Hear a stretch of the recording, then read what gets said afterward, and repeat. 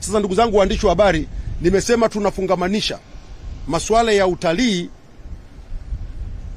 na usafirishaji. Sasa usafirishaji, nikirejea kidogo kwenye usafirishaji wa anga, tumepata matokeo makubwa sana. Hivi ninavyozungumza nanyi, tumeandika rekodi nyingi katika eneo la utalii. Usafiri pia umechangia. Na leo ningependa kubadilishana nanyi taarifa chache kuhusiana na mafanikio makubwa ambayo tumeyapata kwenye sekta ya utalii. Ni sekta ambayo inategemea mambo mengine mengi. Hili la usafiri na usafirishaji ni mojawapo, lakini pia kazi ambayo inatakiwa ifanywe ya kunadi vivutio vyetu vya utalii. Sasa ndugu zangu waandishi wa habari, Tanzania imebarikiwa kuwa na vivutio vingi na rasilimali nyingi za utalii zinazojumuisha vivutio vya asili, utamaduni, malikale, historia na vivutio vilivyoundwa na binadamu.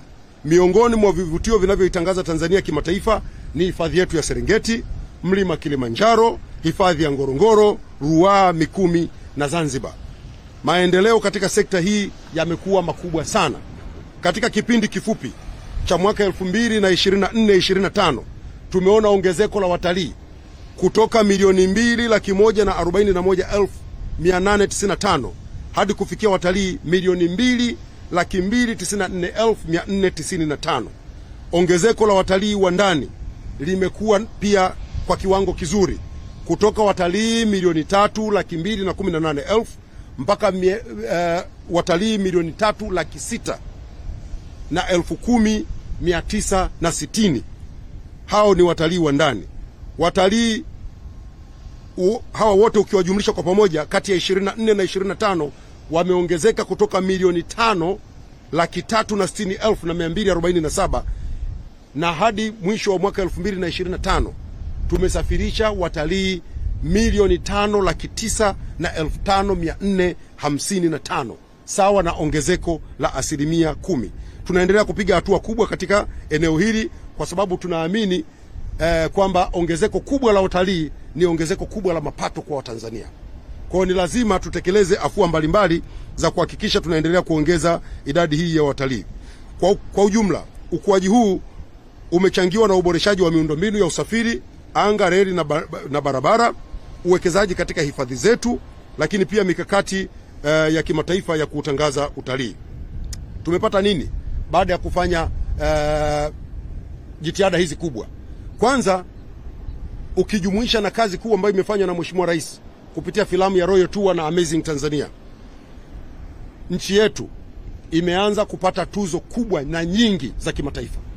Tulikuwa tunapata tangu zamani, lakini hazikuwa nyingi kama ilivyo sasa. Na leo nitawapa mifano michache.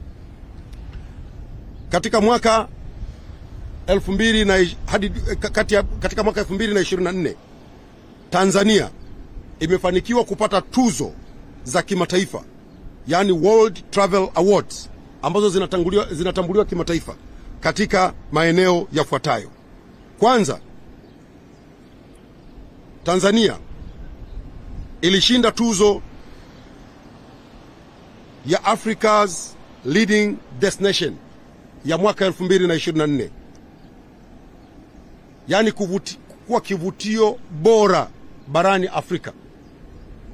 Tumeshinda tuzo ya World Leading Safari Destination mwaka 2024, yani Tanzania imepata tuzo bora ya safari, yani utalii. Tanzania tumepata tuzo ya World Leading National Park kupitia hifadhi yetu ya taifa Serengeti, ambayo imeshinda tuzo hii kwa miaka mitano mfululizo, mwaka 2019, 20, 21, 22, 23 na 24, mwaka wa 6 tumeshinda kupitia Serengeti. Tumeshinda tuzo ya African Leading Tourist Attraction mwaka 2024 kupitia mlima wetu Kilimanjaro.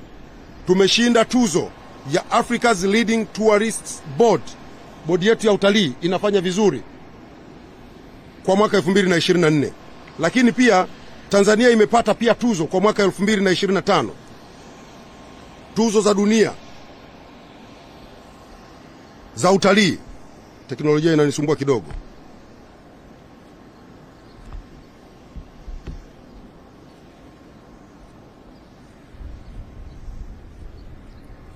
Kwa mwaka 2025 tumerejea tena kupata tuzo ya World's Leading Safari Destination.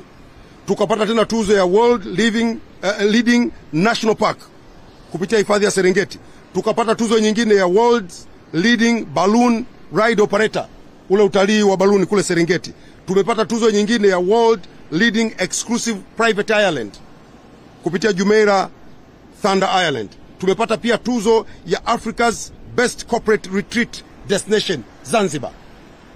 Ndugu zangu waandishi wa habari, tunapata hizi tuzo zote kwa sababu kuna kazi kubwa imefanyika ya kuimarisha utalii wetu na kuimarisha maeneo yetu ya utalii ambayo licha ya kuwa ya asili, serikali imechukua hatua madhubuti ya kuyaboresha, kuyaimarisha na kuyafanya yavutie watalii wengi kuja kutembelea. Jitihada hizi tunategemea zituletee matokeo makubwa katika safari yetu ya kufikia watalii milioni 8 ifikapo mwaka 2030 kama ambavyo imeelekezwa katika ilani yetu ya uchaguzi ya mwaka 2025-2030. Kwa hivyo nataka kutumia nafasi hii kutoa wito kwa ndugu zangu, kwa Watanzania wote, kuhakikisha tunatumia fursa hizi ipasavyo za utalii, kwa sababu utalii huu utakuwa hauna maana kama utakuja kufanyika kwenye nchi yetu na sisi tukabakia kama watazamaji.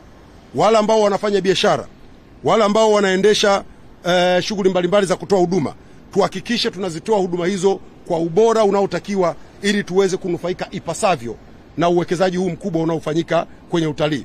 Na sisi kwa upande wa serikali, nimezungumza hapa kuhusu shirika letu la ndege ATCL. Tunatambua uwepo wa fursa hizi na umuhimu wake. Ndio maana Mheshimiwa Rais Dr. Samia Suluhu Hassan ameamua serikali itoe fedha za kutosha kuhakikisha tunafanya uwekezaji huu mkubwa, nchi yetu iweze kunufaika na utalii.